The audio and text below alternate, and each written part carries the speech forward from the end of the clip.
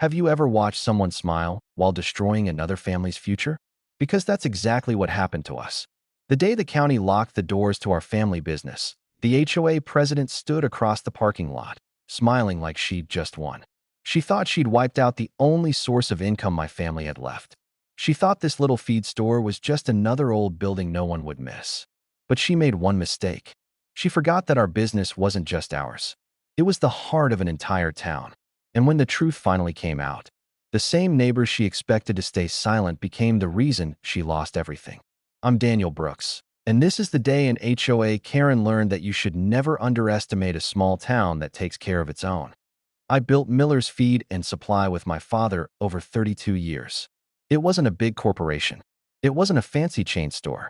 It was a small family business in a quiet Texas town where ranchers bought feed before sunrise, where veterans gathered every Saturday morning over free coffee, and where neighbors trusted a handshake more than a contract. Then one woman decided our family's livelihood wasn't worth keeping. She stood in the middle of our parking lot wearing a bright pink blazer, smiling while county inspectors locked our front doors. She actually applauded. What she didn't realize was that nearly everyone in town depended on the business she had just destroyed. And by the time the truth came out, she wasn't the one calling the shots anymore. My name is Daniel Brooks. I'm 64 years old, and until last spring, my family owned the oldest feed store in Cedar Ridge, Texas. My father opened the store in 1994 after returning from years of ranch work. When he passed away, my wife Linda and I kept it alive with our son Ethan. It wasn't glamorous. Some weeks we barely made enough to pay ourselves. But we never closed. Not during floods. Not during snowstorms. Not even during the pandemic. People counted on us. Every ranch within 40 miles bought livestock feed from us. Local animal rescues relied on us for discounted supplies. We even delivered free hay every winter to elderly ranchers who could no longer drive. Nobody got rich, but everyone helped each other. That changed the day Vanessa Holloway became president of the Cedar Ridge HOA. Vanessa had moved into one of the new luxury neighborhoods only 8 months earlier. She drove a brand new white luxury SUV. She loved expensive clothes. She spoke to everyone like she was giving orders instead of having conversations. The strange part? Our business wasn't even inside the HOA. We sat nearly a mile outside its boundaries. Most people assumed we'd never have to deal with her. We were wrong. One Monday morning, Vanessa walked into the store carrying a folder nearly 2 inches thick. Without introducing herself, she looked around with obvious disgust. "I've received multiple complaints," she announced loudly enough for every customer to hear. I smiled politely. "What kind of complaints?" She pointed toward the dusty work boots sitting near the entrance. "Your customers make this place look rural." The entire store went silent. Old Mr. Carter, an 80-year-old rancher who had shopped with us for decades, slowly looked down at his boots. He quietly stepped outside without saying a word. That hurt more than any insult directed at me. I calmly explained that we served farmers and ranchers. Dust came with the job. Vanessa laughed. "Maybe 20 years ago." She dropped the folder onto my counter. "I plan to modernize this community." Then she walked out. Everyone thought that would be the end of it. It was only the beginning. Within 2 weeks, we received inspection notices from 3 different agencies. Parking violations, noise complaints, storage violations, signage violations. Most of them didn't even make sense. Inspectors kept apologizing before they started. One quietly admitted someone had been filing complaints almost every day. Each complaint required another inspection, another delay, another expense, another customer wondering what was happening. I still didn't know who was behind it. Until Friday morning. I found Vanessa standing across the street taking pictures of our loading dock. When she saw me watching, she smiled. "You should probably start looking for another job."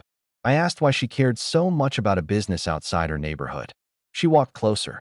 "Because businesses like yours lower property values." I couldn't believe what I was hearing. "This business fed this town long before your neighborhood even existed." She shrugged. "Times change." Then she got back into her SUV and drove away. Over the next month, things became unbearable. Customers started asking whether we were closing. Suppliers delayed shipments because they thought we'd gone bankrupt. Banks became nervous. Even our insurance company requested additional documentation after repeated complaints. Our sales dropped nearly 40%. At home, things became even harder. One night, I found Linda sitting alone at the kitchen table, quietly paying bills with a calculator. She kept erasing the same numbers over and over. Finally, she whispered, "We can't keep doing this." That sentence broke something inside me. My wife had stood beside me through every hardship imaginable. If she was losing hope, we were in real trouble. Our son Ethan offered to mortgage his own house to help save the business. I refused immediately. No business is worth losing your home. He looked at me with tears in his eyes. "Dad, this isn't just a business. This is Grandpa's legacy." The following Tuesday, another certified letter arrived. This time it wasn't another inspection. It was an emergency closure order.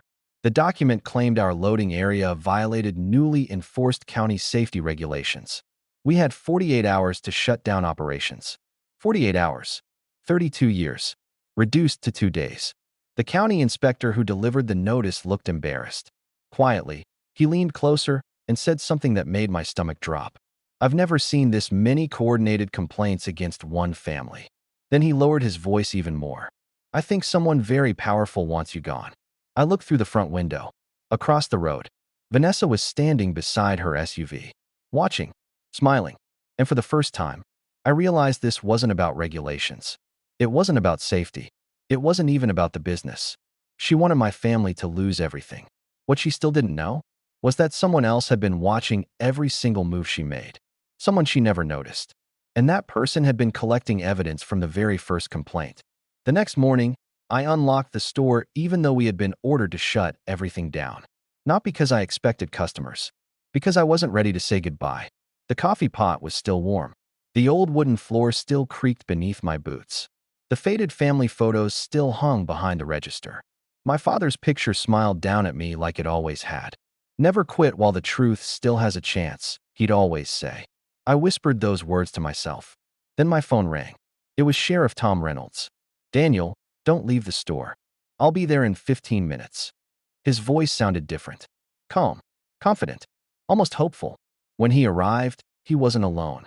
Behind his truck came County Commissioner Harold Mason, Fire Chief Robert Ellis, 2 county investigators, and nearly a dozen local business owners. I looked at the sheriff in confusion. He handed me a flash drive. "Watch this." The first video showed Vanessa sitting inside her SUV across from our store. She wasn't simply taking pictures. She was coaching people over the phone. File another complaint. Say the feed dust is making people sick. If that doesn't work, report the loading dock again. The second video was even worse. She met privately with a disgruntled former contractor we had fired years earlier for stealing equipment. Together, they discussed creating fake statements claiming our business was unsafe. Then came the emails. Hundreds of them. Every complaint sent to the county came from the same small group of people Vanessa had recruited. Different names, different stories, the same computer, the same internet address. The investigators had traced everything. I looked up in disbelief. "How did you find all of this?" Sheriff Reynolds smiled. "You remember old Mrs. Evelyn Parker?" Of course I did. She was 78. Every Wednesday, she bought birdseed from us. She lived directly across from where Vanessa always parked. Mrs. Parker had installed security cameras after someone stole packages from her porch months earlier. Those cameras faced the street. Without realizing it, they recorded Vanessa almost every single day. Every meeting, every phone call, every fake inspection setup, every visit. Mrs. Parker thought nothing of it until she heard we were closing. Then she called the sheriff. But that wasn't all. While investigators reviewed the footage, something unexpected appeared. One afternoon, Vanessa was caught telling another HOA board member, "I don't care if that family loses everything. As long as that ugly feed store disappears, our property values go up." The room fell silent. Commissioner Mason slowly closed the laptop. "I've heard enough." Within an hour, the county suspended the closure order. Every inspection connected to the false complaints was immediately canceled. Word spread through Cedar Ridge faster than wildfire. By noon, ranchers began arriving. Then local shop owners, teachers, veterans, church members, families I hadn't seen in years. Nobody came to buy feed. They came to stand with us. Someone parked tractors along both sides of the highway with American flags waving from every cab. The local diner sent free lunches. The high school marching band showed up without being asked. By sunset, more than 400 people surrounded our little store. I had never seen anything like it. Then, Vanessa arrived. She stepped out of her SUV expecting another victory. Instead, every conversation stopped. No shouting, no insults, just silence. Hundreds of people quietly turned and looked at her. She suddenly realized she wasn't facing one family anymore. She was facing an entire town. The sheriff walked toward her. "So, Mrs. Holloway, would you like to explain these recordings?" Her confident smile disappeared. She tried blaming everyone else. She claimed she was only protecting property values. She insisted the complaints were anonymous. Then the sheriff held up the flash drive. They weren't anonymous. They were organized. County investigators informed her she was now under investigation for filing false reports, interfering with county operations, and conspiring to submit fraudulent complaints. She looked around for someone to defend her. No one moved. Even several HOA board members stepped away from her. One quietly admitted they had questioned her actions for months, but were afraid to speak. That afternoon, the HOA held an emergency meeting. Vanessa was removed as president before sunset. Weeks later, civil lawsuits followed. Legal fees piled up. Families she had pressured came forward one after another. It turned out we hadn't been her first target. We were simply the first family that refused to disappear quietly. As for Miller's Feed and Supply, something incredible happened. The story spread across neighboring counties. People intentionally drove extra miles just to support us. Our busiest month in 32 years came only 6 weeks after the closure order had nearly destroyed us. One morning I unlocked the front door and noticed something taped beside the entrance. It wasn't from a lawyer, or the county, or the sheriff. It was a handwritten note. No signature, just one sentence. "Thank you for reminding this town that good people still win."